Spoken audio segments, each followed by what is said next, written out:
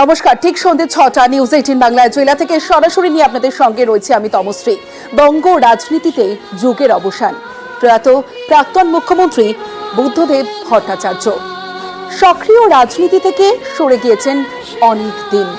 দীর্ঘ রোগ ভোগ করেছিল গৃহবন্দী তাকে, তবু তিনি ছিলেন রাজ্যের বাম রাজনীতির ধ্রুব তারা হিসেবে, ছিলেন অসংখ্য ছাত্র যুবর ভবিষ্যৎ গড়তে চাওয়া এক নিরলস যোদ্ধা হিসেবে, ছিলেন বাঙালি শিল্প সংস্কৃতির এক উজ্জ্বল উত্তরসূরি হিসেবে, বঙ্গ সিপিআইএমের শেষ সেনাপতি।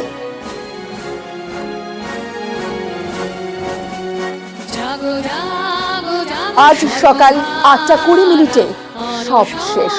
পাম অ্যাভিনিউ উর্দু কামরার ফ্ল্যাটেই শেষ নিঃশ্বাস ত্যাগ করলেন প্রাক্তন মুখ্যমন্ত্রী বুদ্ধদেব ভট্টাচার্য। চলে গেলেন সিপিআইএমের সর্বশেষ ক্রাউড পুলার, সাদা ধপধপে ধুতি পাঞ্জাবি আর সিগনেচার রোদ চশমা পরা স্বপ্নের ফেরিওয়ালা।